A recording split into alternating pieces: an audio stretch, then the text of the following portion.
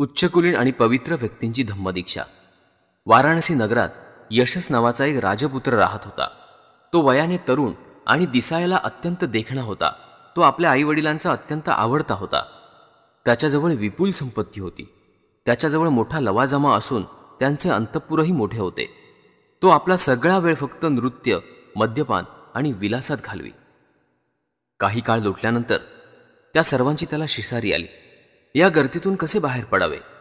असल्या जगण्यापेक्षा जीवनाचा अधिक चांगला आणि एखादा नवीन मार्ग आहे का? काय करावे हे न कळल्यामुळे आपल्या पित्याचे घर सोडून जाण्याचे त्याने ठरवले.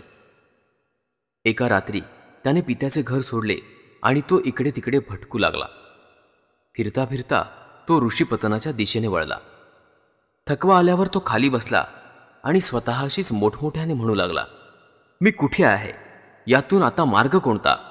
अरे रे, काय ही दुर्दशा! केवढं हे संकट! ज्या दिवशी तथागतांनी पंचवर्गीय भिक्खूंना ऋषीपतन येथे पहिले प्रवचन दिले होते, त्याच दिवशी रात्री हा प्रकार घडला. यशस ऋषीपतनाला येत असतानाच तिथे राहत असलेले भगवान बुद्ध पहाटे उठून उघड्या हवेत इकडून तिकडे फेऱ्या मारत होते. आपल्या भावना व्यक्त करणाऱ्या त्या उमद्या तरुण यशसला भगवंतांनी पाहिले आणि त्याचा तो नैराश्याचा आक्रोश पाहून भगवंत म्हणाले, काही दुःख नाही, काही संकट नाही, ये, मी तुला मार्ग दाखवतो. आणि भगवंतांनी त्याला आपल्या धम्माचा उपदेश केला. यशसने जेव्हा तो उपदेश ऐकला तेव्हा तो हर्षभरीत झाला. मग त्याने आपली सोनेरी पादत्राणे काढली आणि भगवंताच्या सानिध्यात जाऊन बसला आणि आदराने त्यांना वंदन केले. भगवान बुद्धांचे शब्द ऐकून तथागतांनी शिष्य म्हणून आपला स्वीकार करावा अशी त्याने त्यांना विनंती केली. नंतर भगवंतांनी त्याला बोलवून भिक्खू होण्याविषयी सांगितले. यशसने ते मान्य केले. आपला पुत्र नाहीसा झाल्याचे समजताच यशसच्या आईवडिलांना अत्यंत दुःख झाले. पित्याने त्याचा शोध घेण्यास सुरुवात केली. ज्या ठिकाणी भगवंत आणि यशस भिक्खूच्या वेशात बसले होते त्याच ठिकाणी यशसचा पिता आला आणि भगवंतांना विचारले, भगवान, माझा मुलगा यशस याला आपण पाहिले आहे का? भगवंत म्हणाले, महाराज, आत या, आपल्या पुत्राला आपण भेटू शकाल. तो आत गेला आणि आपल्या पुत्राजवळ बसला, पण त्याने त्याला ओळखले नाही. यशस आपल्याला कसा भेटला आणि आपले प्रवचन ऐकल्यावर तो भिक्खू कसा झाला हे भगवंतांनी त्याला सांगितले.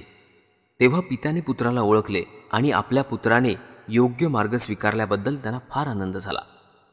बाळ यशस, पिता म्हणाले, तुझी आई शोकाने आणि दुःखाने व्याकुळ झाली आहे. घरी परत ये आणि आपल्या आईला पुन्हा सुखी कर. नंतर यशसने तथागतांकडे पाहिले आणि तथागत यशसच्या पित्याला म्हणाले, यशसने पुन्हा संसारी जीवनामध्ये यावे आणि पूर्वीप्रमाणे ऐहिक सुखांचा उपभोग घ्यावा अशी आपली इच्छा आहे का? आणि यशसच्या पित्याने उत्तर दिले, जर माझा पुत्र यशस याला आपल्याबरोबर राहण्यात फायदा आहे असं वाटत असेल तर त्याला इथं राहू द्या. आणि यशसने भिक्खू म्हणून राहणेच अधिक पसंत केले. निरोप घेण्यापूर्वी यशसचे पिता म्हणाले, भगवान तथागताने माझ्या घरी आणि कुटुंबियांसोबत भोजन करण्याची संमती द्यावी. तथागतांनी आपले वस्त्र परिधान करून भिक्षापात्र घेतले आणि यशसबरोबर ते त्याच्या पित्याच्या घरी गेले. तेथे पोहोचल्यावर यशसची आई, पूर्वायुष्याची पत्नी यांना ते भेटले. भोजनानंतर तथागतांनी त्या कुटुंबातील सगळ्या मंडळींना आपल्या धम्माचा उपदेश केला. ते ऐकून त्यांना फार आनंद झाला आणि त्यांनी या उपदेशाचे पालन करण्याचे वचन दिले. वाराणसीतील एका श्रीमंत कुटुंबात यशसचे 4 मित्र होते. विमल, सुबाहू, पुण्यजित आणि गवामपती अशी त्यांची नावे होती. यशसने बुद्ध आणि त्यांचा धम्म यांचा आश्रय घेतला आहे असे जेव्हा त्यांना समजले तेव्हा त्यांनी जे यशसच्या हिताचे आहे ते आपल्याही हिताचे आहे असं त्यांना वाटलं. म्हणून ते यशसकडे गेले आणि आपले शिष्य म्हणून आपला स्वीकार करण्याविषयी भगवंत बुद्धांना प्रार्थना करावी असं त्याला सांगितलं. यशसने ते मान्य केलं आणि भगवान बुद्धांकडे जाऊन तो म्हणाला, तथागतांनी या माझ्या 4 मित्रांना आपला धम्मोपदेश सांगण्याची कृपा करावी. तथागतांनी ते मान्य केले आणि यशसच्या या मित्रांनी धम्मदीक्षा ग्रहण केली. कश्यप बंधूंची धम्मदीक्षा. वाराणसीमध्ये कश्यप या नावाचे एक कुटुंब राहत होते. या कुटुंबात 3 पुत्र होते. ते उच्च विद्याभूषित असून कर्मठ धार्मिक जीवन जगत होते.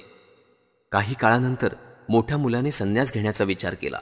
त्याप्रमाणे त्याने घर सोडले आणि संन्यास घेतला आणि उरुग्वेला येऊन आपला आश्रम स्थापन केला. त्याच्या धाकट्या 2 भावांनी त्याचे अनुकरण केले आणि तेही संन्यासी बनले. ते सगळे अग्निहोत्री आणि अग्निपूजक होते. त्यांनी लांब केस ठेवले असल्यामुळे त्यांना जटिल असं म्हणत. हे 3 भाऊ उरुग्वेला काश्यप, नदी काश्यप आणि गया काश्यप या नावाने ओळखले जात. यापैकी उरुग्वेला काश्यपचे 500 जटिल अनुयायी होते, नदी काश्यपचे 300 जटिल शिष्य होते आणि गया काश्यपाचे 200 अनुयायी होते. उरुग्वेला काश्यप हा त्यांचा प्रमुख होता. उरुग्वेला काश्यपाची कीर्ती फार दूरवर पसरली होती. तो जीवनमुक्त असल्याचे मानले जात होते. लोक दूरदूरच्या ठिकाणाहून फल्गू नदीवरील त्याच्या आश्रमात येत होते. उरुग्वेला काश्यपाचे नाव आणि कीर्ती ऐकल्यामुळे तथागतांनी आपला उपदेश देण्याचा आणि शक्य झाल्यास आपल्या धम्माची दीक्षा देण्याचा विचार केला. त्याच्या वास्तव्याच्या ठिकाणाची माहिती मिळवल्यावर तथागत उरुग्वेला गेले. तथागतांनी त्याची भेट घेतली आणि त्याला उपदेश आणि धम्माची दीक्षा देण्याची संधी मिळावी म्हणून ते म्हणाले, काश्यप, जर तुझा विरोध नसेल तर मला तुमच्या आश्रमात 1 रात्र राहू द्या. काश्यप म्हणाला, आपली विनंती मला मान्य नाही. या प्रदेशावर राज्य करणारा मुचलिंद नावाचा एक रानटी नागराजा आहे. तो भयंकर शक्तिमान आहे. अग्निपूजा करणाऱ्या सर्व संन्याशांचा तो कट्टर शत्रू आहे. तो रात्री आश्रमात येतो आणि अतिशय त्रास देतो. तो मला जसा त्रास देईल तसाच तो आपणालाही देईल असं मला वाटतं. नागलोक तथागतांचे मित्र आणि अनुयायी झाले आहेत हे काश्यपाला माहीत नव्हते, पण ते तथागतांना माहीत होते. म्हणून तथागत पुन्हा विनंती करून म्हणाले, ते मला त्रास देण्याची शक्यता नाही. काश्यप, कृपा करा आणि आपल्या अग्निशाळीत मला 1 रात्र राहण्यासाठी जागा द्या.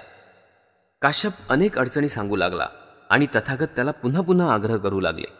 नंतर काश्यप म्हणाला, वाद करण्याची माझी इच्छा नाही. मला फक्त काहीशी भीती वाटते इतकंच. तुम्ही तुमच्या इच्छेप्रमाणे करू शकता. तथागतांनी ताबडतोब अग्निशाळीत प्रवेश केला आणि ते जाऊन बसले.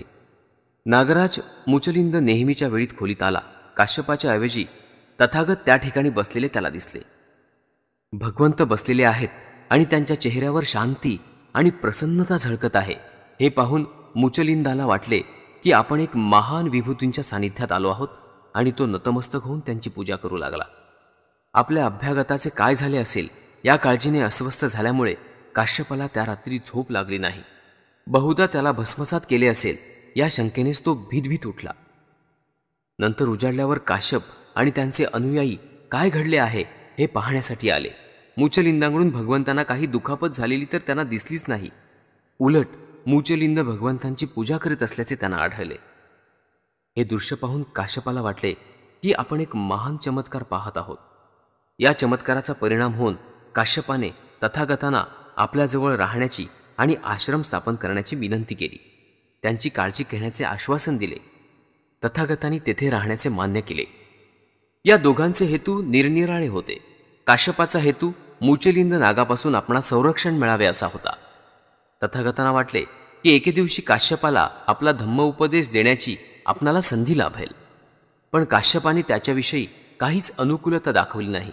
तथागत केवळ चमत्कार करणारे आहेत, बाकी काही नाही असं त्याला वाटलं.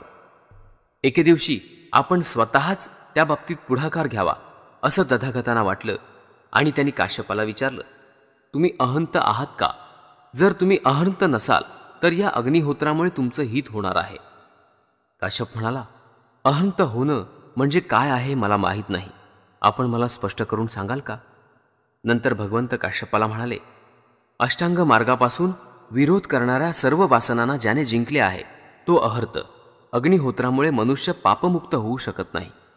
काश्यप हा एक अहंमन्य पुरुष होता, पण तथागतांच्या विधानातील सामर्थ्य त्याला जाणवले. प्रथम मनाची नम्रता आणि शालीनता व्यक्त करून आणि शेवटी खऱ्या धर्माला पात्र होण्याची तयारी करून हे त्यांनी मान्य केले की जगद्वद्य भगवंतांच्या बुद्धिमत्तेशी आपल्या क्षुल्लक बुद्धिमत्तेची तुलना करता येणे शक्य नाही. आणि शेवटी खात्री पटल्यावर अत्यंत नम्रतेने भगवंतांचा सिद्धांत मान्य करून उरुग्वेला काश्यप त्यांचा अनुयायी झाला. गुरुला अनुसरून काश्यपाच्या अनुयायांनी तितक्याच नम्रतेने धम्माची शिकवण स्वीकारली. काश्यप आणि त्यांचे अनुयायी यांना याप्रमाणे पूर्णपणे दीक्षा देण्यात आली. नंतर उरुग्वेला काश्यपाने आपल्या सर्व वस्तू आणि यज्ञपात्रे नदीत फेकून दिली. या सगळ्या वस्तू प्रवाहाच्या पृष्ठभागावरून तरंगत खाली वाहत गेल्या. प्रवाहाच्या खालच्या बाजूला राहत असलेल्या नदी काश्यप आणि गया काश्यप यांनी त्या वस्त्रादी सगळ्या वस्तू अस्ताव्यस्त स्थितीत प्रवाहातून वाहत येत असलेल्या पाहिल्या आणि ते म्हणाले, या आपल्या बंधूंच्या वस्तू आहेत. त्यांनी त्या का फेकून दिल्या? काहीतरी असाधारण स्थित्यंतर झाले असावे. ते अतिशय दुःखी आणि अस्वस्थ झाले. ते दोघेही आपल्या 500 अनुयायांसह भावाला भेटण्यासाठी प्रवाहाच्या वरच्या बाजूला जाऊ लागले. त्याला आणि त्यांच्या अनुयायांना श्रमण वेशात पाहून चमत्कारिक विचार त्यांच्या मनात आले आणि त्यांच्या कारणांची त्यांनी चौकशी केली. बुद्धांच्या धम्माच्या दीक्षेची हकीकत उरुग्वेला काश्यपांनी सांगितली. आपल्या भावाने जर असे केले आहे तरी आपणही अनुकरण करावे असं ते म्हणाले. त्यांनी आपल्या इच्छा मोठ्या भावाजवळ प्रकट केल्या. नंतर त्या दोन्ही भावांना आपल्या सर्व अनुयायांसह धम्म आणि अग्निहोत्र याविषयी भगवंतांचे तुलनात्मक प्रवचन ऐकण्याकरता आणण्यात आले. नंतर बंधुद्वयेला दिलेल्या प्रवचनात तथागत म्हणाले, लाकडावर लाकूड घासून जसा अग्नी बाहेर पडतो तसाच विचारांच्या गोंधळामुळे अग्नी निर्माण होतो आणि अज्ञानाचा काळाधूर वर येतो. काम, क्रोध आणि अविद्या हे अग्नीप्रमाणे जगातील दुःखाला कारणीभूत होणाऱ्या सर्व गोष्टींना भस्मसात करतात. एखाद्याला हा मार्ग सापडला आणि काम, क्रोध आणि अविद्या यांचा नाश झाला की त्याच्याबरोबर नवीन दृष्टी, ज्ञान आणि सदाचरण यांचा जन्म होतो.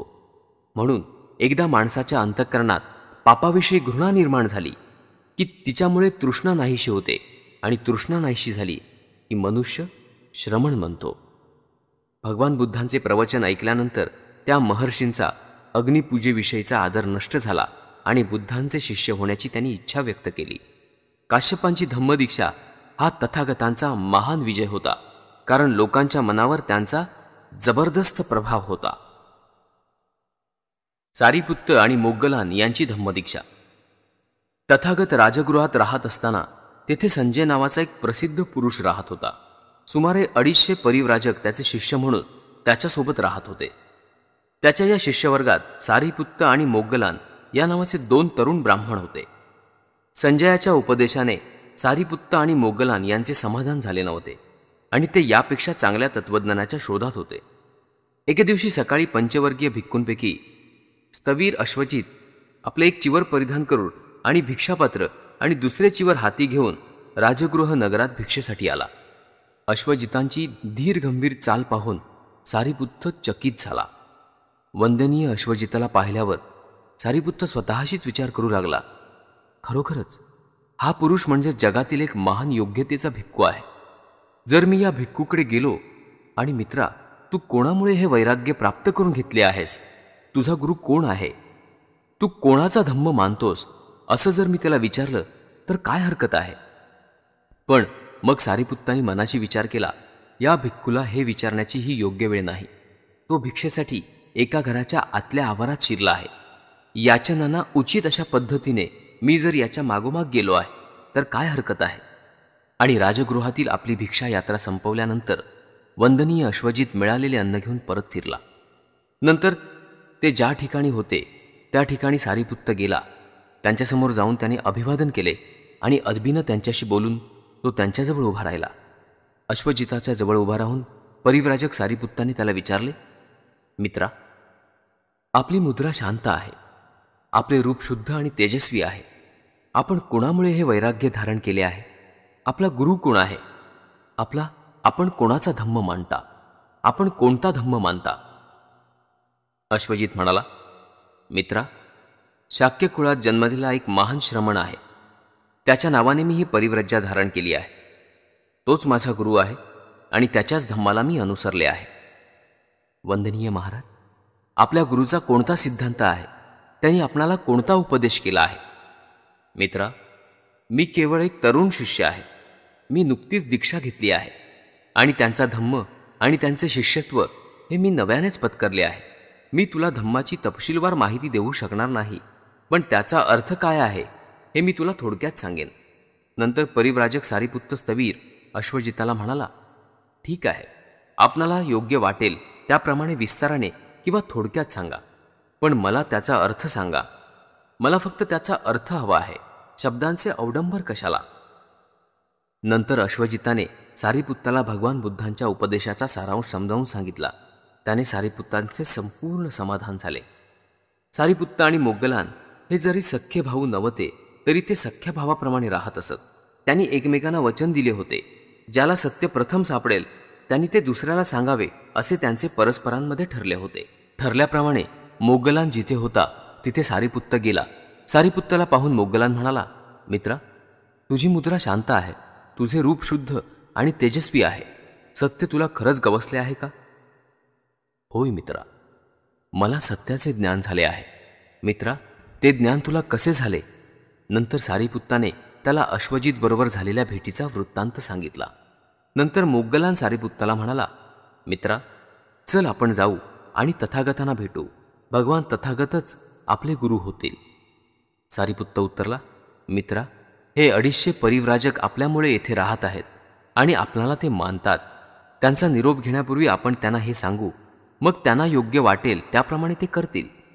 नंतर सारिपुत्त आणि मोग्गलान हे ते परिव्राजक जिथे होते त्या ठिकाणी गेले. त्यांच्याजवळ त्यांना जाऊन म्हणाले, मित्र हो, आम्ही तथागत भगवान बुद्धांना शरण जाणार आहोत. तेच आमचे गुरु आहेत. ते उत्तरले, महाराज, आम्ही आपल्यामुळे इथे राहतो आणि आम्ही आपणालाच मानतो. महाराज, जर आपण त्या थोर महाश्रमणांच्या मार्गदर्शनानुसार पवित्र जीवन जगणार असाल तर आम्ही सुद्धा तोच मार्ग पत्करू. नंतर सारिपुत्त आणि मोग्गलान जेथे संजय होता तिथे गेले. त्यांच्याकडे जाऊन ते म्हणाले, मित्रा, आम्ही भगवान बुद्धांना जाऊन मिळणार आहोत. तेच आमचे गुरु आहेत. संजय उत्तरला, छे छे मित्रांनो, जाऊ नका. आपण तिघेही या सर्वांची काळजी घेऊ. सारिपुत्त आणि मोग्गलान यांनी दुसऱ्यांदा तिसऱ्यांदा हेच सांगितले आणि संजयने पूर्वीप्रमाणेच उत्तर दिले. नंतर 250 परिव्राजकांना बरोबर घेऊन सारिपुत्त आणि मोग्गलान भगवान बुद्ध जिथे राहत होते त्या राजगृहातील वेळूवनात गेले. सारिपुत्त आणि मोग्गलान दुरूनच येत असताना तथागतांनी पाहिले. त्यांना पाहून ते भिक्खूंना म्हणाले, ते पहा भिक्खू हो, 2 सोबती येत आहेत. सारिपुत्त आणि मोग्गलान यांच्याकडे बोट दाखवून ते म्हणाले, हे माझ्या श्रवकांपैकी प्रमुख आणि श्रेष्ठ शिष्यद्वय असतील. वेळूवनात पोहोचल्यावर भगवान बुद्ध होते तिथे ते गेले. त्यांच्यासमोर जाऊन त्यांनी साष्टांग प्राणिपात केला आणि आपले मस्तक भगवंतांच्या चरणावर ठेवून ते भगवंतांना म्हणाले, भगवंतांनी आम्हाला दीक्षा द्यावी. नंतर एही भिक्खू हो, भिक्खूनो या, हा मंत्र भगवंतांनी उच्चारला आणि सारिपुत्त, मोग्गलान आणि 250 जटिल बुद्धांचे शिष्य झाले. राजा बिंबिसारची धम्मदीक्षा. राजगृह ही मगधराज श्रेणीय बिंबिसारची राजधानी होती. एवढ्या मोठ्या संख्येने जटिलांचे दीक्षांतर झाल्याचे ऐकून शहरातील प्रत्येकजण भगवान बुद्धांविषयी चर्चा करू लागला. अशा प्रकारे राजा बिंबिसारला भगवान बुद्ध शहरात आल्याचे कळले. राजा बिंबिसारने मनात विचार केला, अत्यंत सनातनी अशा जटिलांना दीक्षांतर करावयास लावणे ही साधी गोष्ट नाही. निश्चित तो अहर्त आणि सम्यक संबुद्धच असला पाहिजे. तो विद्वान, सद्वर्तनी, जगाचे संपूर्ण ज्ञान झालेला, यात्रिक लोकांना मार्गदर्शन करणारा सर्वश्रेष्ठ पुरुष आणि देव आणि मानव यांचा गुरु असला पाहिजे. जे सत्य त्याला स्वतःला समजले आहे अशाच सत्याचा तो उपदेश करत असला पाहिजे. ज्याचा आदी, मध्य आणि अंत कल्याणकारक आहे, ज्याचा आशय आणि शब्द हे दोन्ही अत्यंत सुंदर आहेत, असाच धम्म तो शिकवित असला पाहिजे. संपूर्ण निर्दोष, शुद्ध आणि पवित्र जीवनाचाच तो प्रसार करीत असला पाहिजे. त्याच्यासारख्या माणसांचे दर्शन घेणे हे योग्य होय. म्हणून राजा बिंबिसार मगधातील 12 दशसहस्र ब्राह्मण आणि गृहस्थ यांच्यासह ज्या ठिकाणी भगवान बुद्ध होते त्या ठिकाणी गेला. भगवंतांच्या समोर जाऊन त्यांना अभिवादन करून तो त्यांच्याजवळ बसला. मगधातील ते 10 ब्राह्मण आणि गृहस्थ यांच्यापैकी देखील काहींनी तथागतांना आदराने वंदन केले आणि त्यांच्याजवळ जाऊन बसले. काहींनी तथागतांना कुशलक्षम विचारून त्यांच्याजवळ जाऊन विनम्रपणे बसले, तर काही जण हात जोडून तथागतांपुढे बसले. काहींनी तथागतांस आपले नाव आणि गोत्र सांगून ते त्यांच्याजवळ जाऊन बसले, तर काही जण काहीही न बोलता त्यांच्याजवळ जाऊन बसले. मगधातील त्या 12 दशसहस्र ब्राह्मणांनी आणि गृहस्थांनी भगवान बुद्धांच्या बरोबर आलेल्या भिक्खूंमध्ये उरुवेला काश्यपला पाहिले. त्यांच्या मनात विचार आला, हे कसे काय? हा थोर श्रमण उरुवेला काश्यपाचे अनुयायित्व पत्करून पवित्र जीवन अनुसरत आहे, की उरुवेला काश्यप या थोर श्रमणाचे अनुयायित्व पत्करून पवित्र जीवन जगत आहे? त्या सर्वांच्या मनात उद्भवलेला प्रश्न जाणून तथागत उरुवेला काश्यपाला म्हणाले, हे उरुवेलवासी, तुला लोक महापुरुष म्हणतात. तुला असे काय आढळले की ज्याच्यामुळे तू अग्निपूजा सोडून दिलीस, अग्निहोत्राचा त्याग केलास? हे कसे काय घडले? काश्यपाने उत्तर दिले, रूप, शब्द आणि रस यांनी युक्त असे पदार्थ आणि वासनाधीन स्त्रिया या वस्तूंनीच यज्ञयागापासून प्राप्ती होऊ शकते. या वस्तू अशुद्ध आहेत हे मला समजल्यामुळे मला यज्ञयाग आणि आहुती यांच्यात गोडी वाटली नाही. पण तुमची हरकत नसेल तर तुमचा हा विचार मनामध्ये कशामुळे आला ते सांगा. नंतर उरुवेला काश्यप आपल्या आसनांवरून उठला. आपले उत्तरीय वस्त्र त्याने एका खांद्यावर नीट ठेवले. भगवंतांच्या चरणी जाऊन नतमस्तक होऊन त्याने साष्टांग प्रणिपात केला आणि भगवंतांना म्हणाला, तथागत हेच माझे गुरु आहेत, मी त्यांचा शिष्य आहे. तेव्हा मगधातील त्या ब्राह्मणांना आणि त्या गृहस्थांना समजले की उरुवेला काश्यप हा महाश्रमणांचे अनुयायित्व पत्करून पवित्र जीवन अनुसरत आहे. नंतर त्या 12 दशसहस्र ब्राह्मणांच्या आणि गृहस्थांच्या मनात उद्भवलेला प्रश्न ओळखून भगवान बुद्धांनी आपल्या धम्माचा उपदेश केला. एकही काळा डाग न पडलेल्या स्वच्छ वस्त्राप्रमाणे, ज्याप्रमाणे स्वच्छ वस्त्राला ज्याप्रमाणे रंग उत्तम चढतो, त्याचप्रमाणे बिंबिसार ज्याचा अधिपती आहे, अशा मगधवासीय हजारो ब्राह्मण गृहस्थांनी त्या शुद्ध आणि निष्कलंक धम्माचा रंग धारण केला. 1000 लोकांनी तर आपण बुद्धाचे उपासक असल्याची घोषणा केली. ते दृश्य पाहून धम्म समजल्यावर आणि त्याचे आकलन झाल्यावर, अनिश्चितता नष्ट झाल्यावर, सगळ्या शंकांचे निरसन झाल्यावर आणि पूर्ण ज्ञान प्राप्त झाल्यावर मगधराज श्रेणीय बिंबिसार भगवंतांना म्हणाला, भगवान, पूर्वी मी राजपुत्र असताना मला ज्या 5 इच्छा होत्या त्या आता पूर्ण झाल्या आहेत.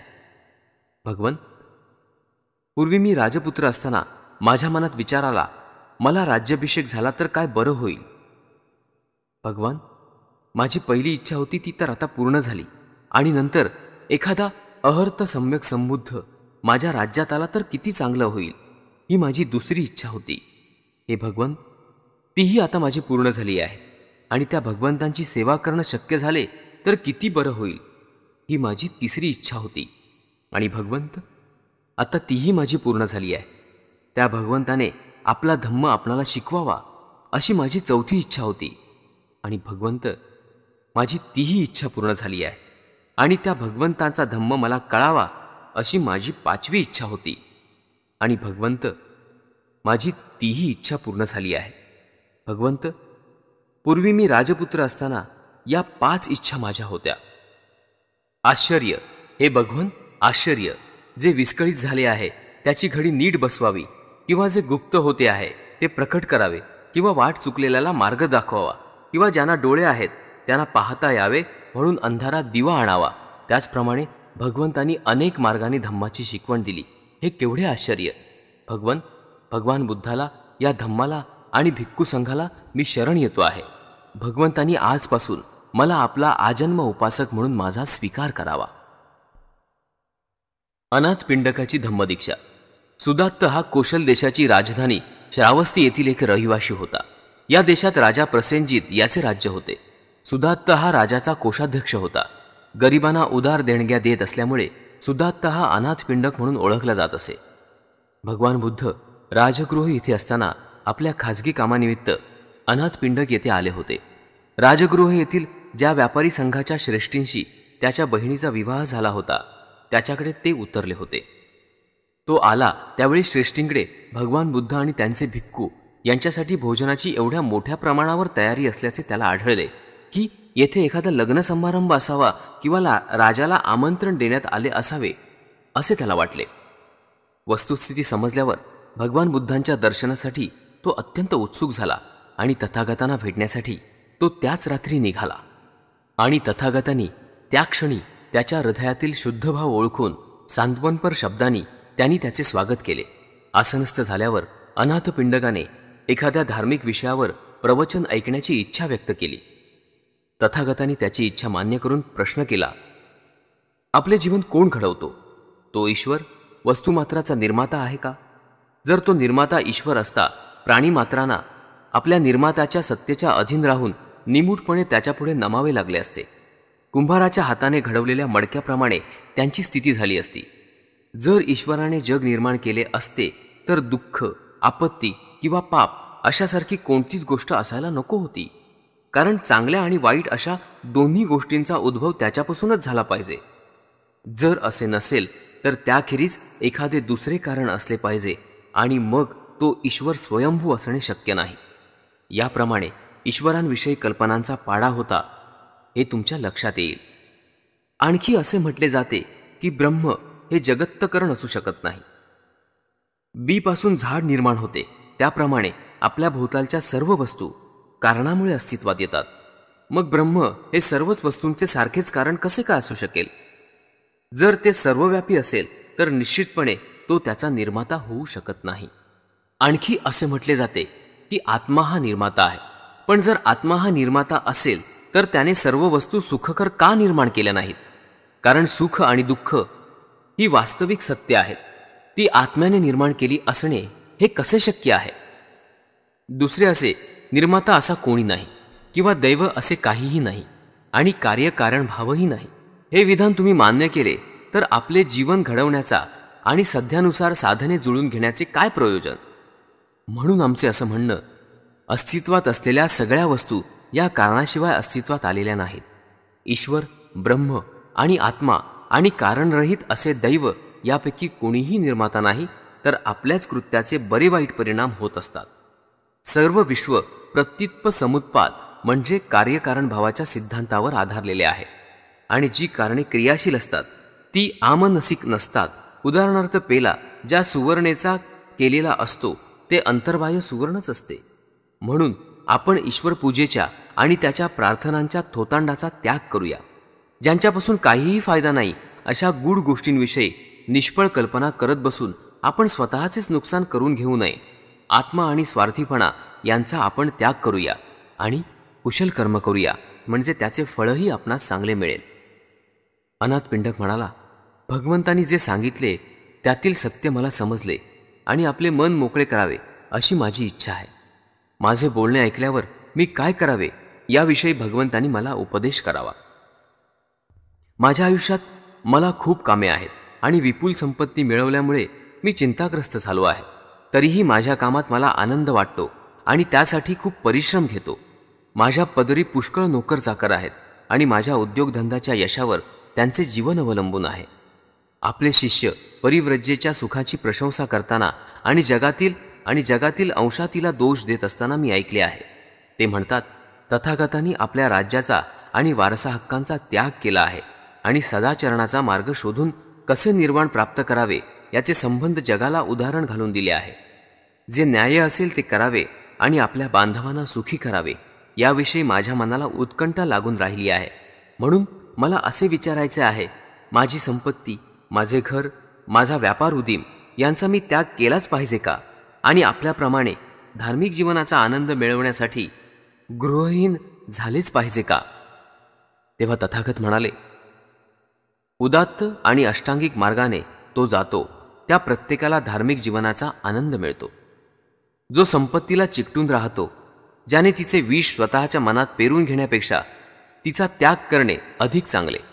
पण जो संपत्तीला चिकटून राहत नाही आणि ती जवळ असून सुद्धा तिचा उपयोग जो चांगल्या तऱ्हेने करतो तो आपल्या बांधवांना वरदान ठरेल. तुम्हाला माझे असं सांगणं आहे की तुमचा जो जीवन व्यवसाय आहे त्यातच तुम्ही राहा आणि परिश्रमपूर्वक आपल्या धंद्यात लक्ष द्या. जीवन, संपत्ती आणि सत्ता माणसाला गुलाम करत नाहीत, तर त्यांची अभिलाषा माणसाला गुलाम करते.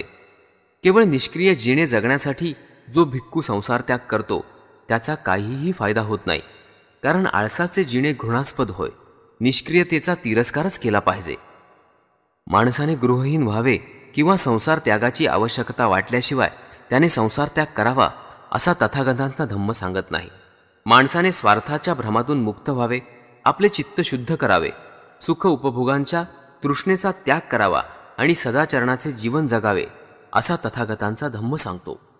आणि लोक काहीही करोत, कारागीर, व्यापारी किंवा राज्याचे अधिकारी म्हणून ते या जगात राहोत किंवा संसार त्याग करून धार्मिक चिंतनात ते आपले आयुष्य घालवत, मात्र आपल्या अंगीकृत कार्यात त्यांनी आपले अंतःकरण ओतले पाहिजे.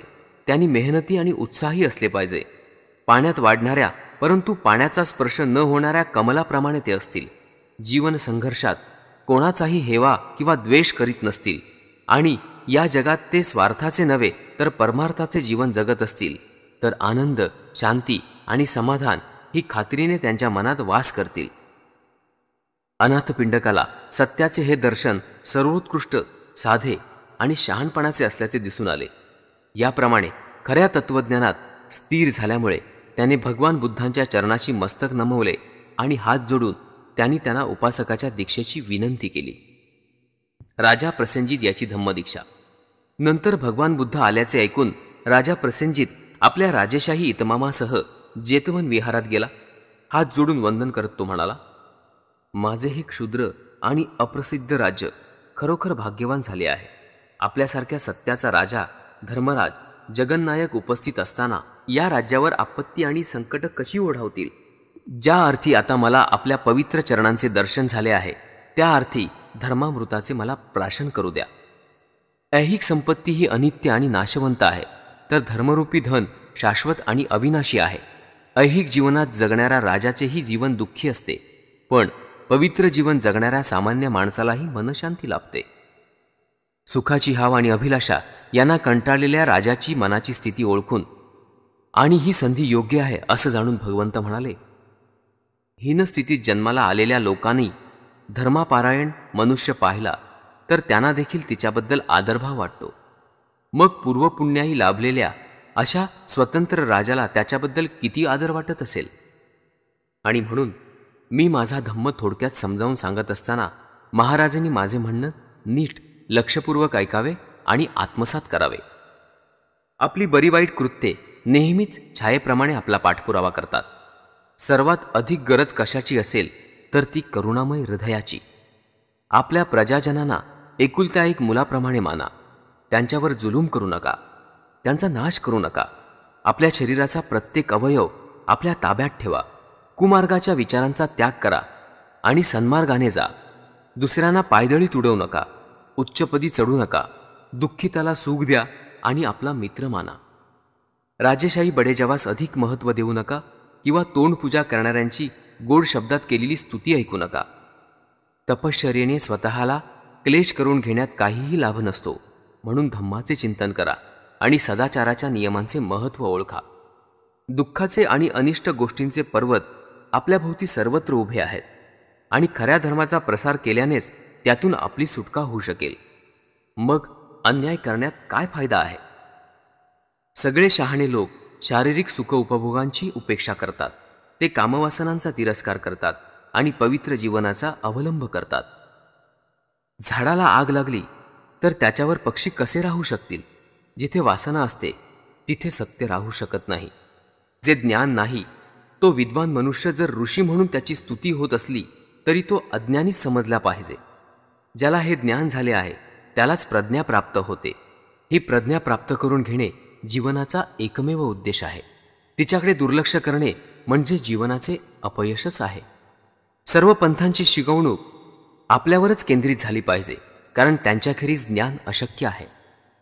हे केवळ ऋषीमुनींच्यासाठीच नाही, प्रत्येक मानव प्राण्यांशी त्याचा संबंध आहे. व्रतस्थ भिक्खू आणि कौटुंबिक जीवन जगणारा सामान्य माणूस यांच्यात या बाबतीत काहीही फरक नाही. ऋषींचीही अधोगती होऊ शकते आणि सामान्य कुटुंबवत्सल माणसेही ऋषीपदाला पोचू शकतात. कामवासनेच्या भरतीपासून सर्वांना सारखाच धोका असतो. सगळे जग त्या भरतीत वाहून जाते. जो तिच्या भोवऱ्यात सापडतो त्याची सुटका होत नाही. पण प्रज्ञा ही नौका आहे आणि विचार ही तिचे सुकाणू आहेत. धम्म तुम्हाला असा आदेश देतो की तुम्हाला शत्रूपासून तुम्ही तुमचे संरक्षण करा. आपल्या कर्मांचे परिणाम टाळणे आपणाला अशक्य आहे, म्हणून आपण सत्कर्मेच करावीत. आपल्या हातून दुष्कृत्य होऊ नयेत म्हणून आपण आपले विचार तपासून पाहूया, कारण आपण जे पेरतो तेच आपणाला परत मिळतं. प्रकाशाकडून अंधाराकडे आणि अंधाराकडून प्रकाशाकडे जाणारे मार्ग असतात. अंधाराकडून गडद अंधाराकडे आणि संधी प्रकाशातून अधिक उज्ज्वल प्रकाशाकडे जाणारे मार्गही असतात. सुज्ञ मनुष्याला अधिक प्रकाश पाहिजे असतो, म्हणून तो प्रकाशाचाच उपयोग करेल. तो अविरतपणे सत्य ज्ञानाच्या प्राप्तीसाठी प्रगती करत राहील. सद्वर्तनाने आणि बुद्धीचा उपयोग करून आपले खरे श्रेष्ठत्व दाखवा. ऐहिक सुखाच्या व्यर्थतेविषयी खोल विचार करा आणि जीवन चंचल आहे ते समजावून घ्या. मन उदात्त करा आणि निश्चित ध्येयावर निष्ठा असू द्या. सद्वर्तनाच्या राजधर्माच्या नियमांचे उल्लंघन करू नका आणि तुमचा आनंद बाह्य वस्तूवर अवलंबून न ठेवता तुमच्या स्वतःच्या मनावर अवलंबून ठेवा. असे कराल तर तुमची कीर्ती चिरकाल टिकेल. भगवान बुद्धांची अमृतवाणी राजाने अत्यंत आदराने ऐकली आणि अंतःकरणात साठवली आणि त्यांचा उपासक होण्याचे त्यांना वचन दिले.